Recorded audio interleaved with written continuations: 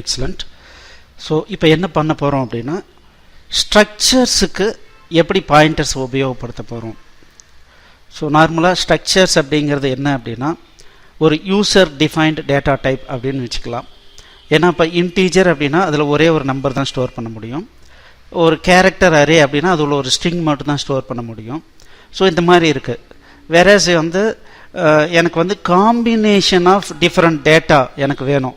இப்போ பார்த்தீங்கன்னா ஒரு ரோல் நம்பர், ஸ்டூடெண்ட் நேம், அவருடைய மார்க்கு, இந்த மாதிரி விஷயங்கள்லாம் கொண்டு போய் நான் ஸ்டோர் பண்ணணும் அப்படின்னா, ஸோ அப்போ நம்ம என்ன பண்ணுறோம் அப்படின்னா ஸ்ட்ரக்சர்ஸ் அப்படின்னு சொல்லி யூஸ் பண்ணுறோம். ஸோ இந்த ஸ்ட்ரக்சர்ஸ் பை டிஃபால்ட் என்ன பண்ணுவோம் அப்படின்னா, இப்போ ஃபார் எக்ஸாம்பிள் ஸ்டூடெண்ட்டுன்னு வச்சுக்கோங்களேன். ஸ்டூடெண்ட்டுன்னு ஒரு ஸ்ட்ரக்சர் டிஃபைன் பண்ணியிருக்கோம், ஒரு எஸ்ன்னு வச்சுக்கலாம். இப்போது எஸ்னுடைய ரோல் நம்பரை ரெஃபர் பண்ணணும்னா நம்ம இந்த மாதிரி யூஸ் பண்ணுவோம், டாட் செப்பரேட்டரை யூஸ் பண்ணுவோம். ஈக்குவல்ஸ் 55ன்னு வச்சுக்கோங்களேன். அப்போ என்ன ஆகும், 55 அப்படிங்கிறது இந்த ஸ்ட்ரக்சர் வேரியபிளில் அதுக்குள்ளார பார்த்தீங்கன்னா roll number, name, mark 1, mark 2, mark 3 இந்த மாதிரி வச்சுக்கலாம். நம்ம டிஃபைன் பண்ணுறது தான்.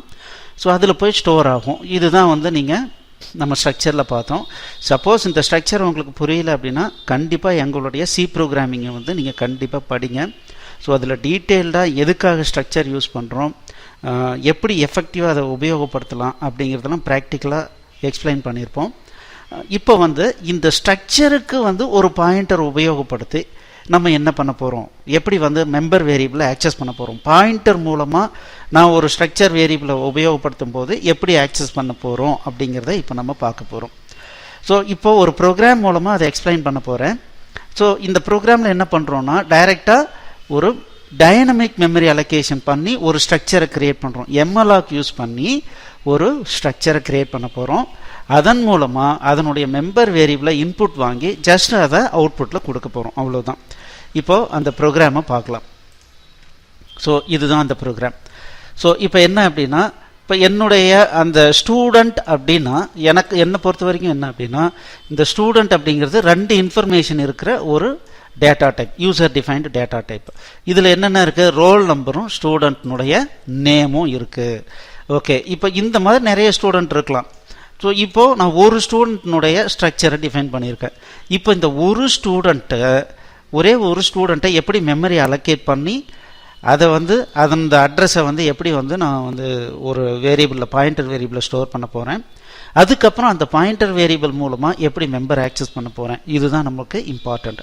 ஸோ இப்போது இங்கே பார்த்தீங்கன்னா இந்த இடத்துல ஒரு டிக்ளரேஷன் பண்ணியிருக்கோம், ஸ்ட்ரக்ட் ஸ்டூடெண்ட் ஸ்டார் எஸ். இப்போது எஸ் அப்படிங்கிறது ஒரு பாயிண்டர் வேரியபிள். அது எதை குறிக்குது அப்படின்னா இந்த டேட்டா டைப்பை குறிக்குது, அதாவது ஸ்ட்ரக்ட் ஸ்டூடெண்ட் அப்படிங்கிறத குறிக்குதுன்றதை பார்க்குறோம். அடுத்தது இப்போ எம்எல்ஆக் யூஸ் பண்ணி டைனமிக் மெமரி அலோகேஷன் பண்ணுறோம். ஸோ இங்கே பார்த்தீங்கன்னா இங்கே என்ன பண்ணியிருக்கோம், சைஸ் ஆஃப் ஸ்ட்ரக்ட் ஸ்டூடெண்ட்னு கொடுத்துட்றோம். ஸோ அப்போ என்னாகும், இந்த ஸ்ட்ரக்சர்னுடைய டோட்டல் கெப்பாசிட்டி எவ்வளவோ அவ்வளவு பைட்ஸ் இந்த எம்எல்ஆக் அலோகேட் பண்ணோம். அதனுடைய ஸ்டார்டிங் அட்ரஸை நமக்கு கொடுக்கும். அந்த ஸ்டார்டிங் அட்ரஸை நம்ம என்ன பண்ணியிருக்கோம்னா டைப் காஸ்டிங் பண்ணியிருக்கோம்.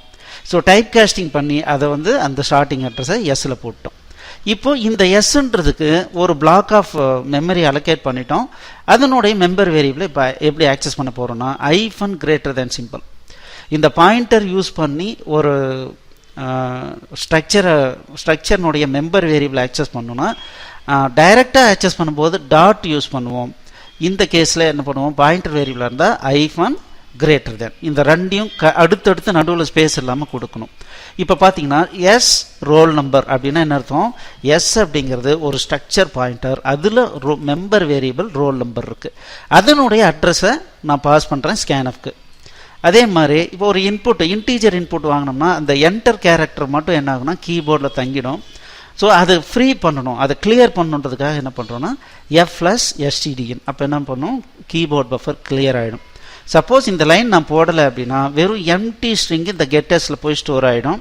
இதில் எதுவுமே ஸ்டோர் ஆகாது, இந்த ஸ்டூடெண்ட் நேமில் எதுவுமே வராது. ஸோ அப்போ என்ன பண்ணுறோம் அப்படின்னா அடுத்தது என்டர் ஸ்டூடெண்ட் நேம் கொடுத்துட்டு கெட்டஸ் கொடுக்குறோம். இங்கேயும் என்ன பண்ணுறோம், ஒரு பாயிண்டர், அதாவது ஒரு ஸ்ட்ரிங்கினுடைய அட்ரஸ் நம்ம கொடுக்கணும். இங்கே அட்ரஸ் அப்படிங்கிறது இந்த ஸ்டூடெண்ட் நேம்ன்றது ஒரு அரேன்றதுனால ஸோ அதையே நம்ம டைரெக்டாக பாஸ் பண்ணிடுறோம். அப்போது இந்த 2 காம்பினேஷன் என்ன பண்ணுதுன்னா இன்புட் வாங்கிடுது. ஸோ இந்த இடத்துல கரெக்டாக நம்ம அந்த பிளாக்கில் போய் ஸ்டோர் ஆகிருக்கான்றதை வெரிஃபை பண்ணுறதுக்காக அதை டிஸ்பிளே பண்ணுறோம். அதுக்கப்புறம் மெமரியை ஃப்ரீ பண்ணுறோம். அவ்வளோதான். இப்போது நான் இதை ரன் பண்ணி காட்டுறேன்.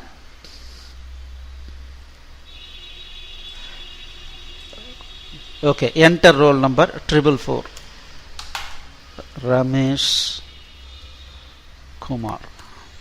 ஸோ இப்போ பாருங்கள், thanks for the information. Student name என்ன? ரமேஷ் குமார். Roll number 444. அப்போது டைனமிக்காக மெமரியை எப்படி அலோகேட் பண்ணுறோம், எப்படி அந்த அட்ரஸை ஒரு பாயிண்டர் வேரியபிளில் ஸ்டோர் பண்ணுறோம், அதுக்கப்புறம் அந்த பாயிண்டர் வேரியபிள் மூலமாக எப்படி மெம்பர் வேரியபிளை ஆக்சஸ் பண்ணுறோம் அப்படிங்கிறத இந்த எக்ஸாம்பிளில் பார்த்தோம்.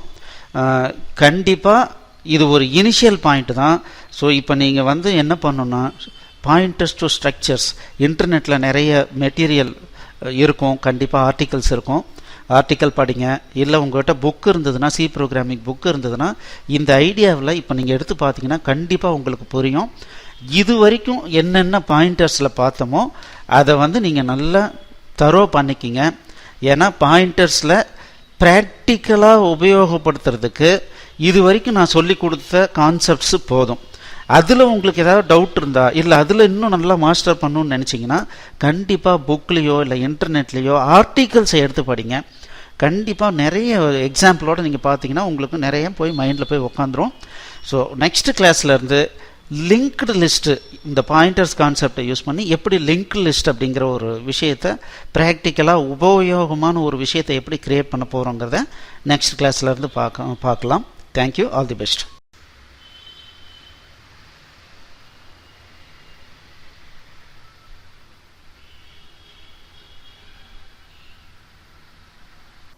எக்ஸலண்ட்.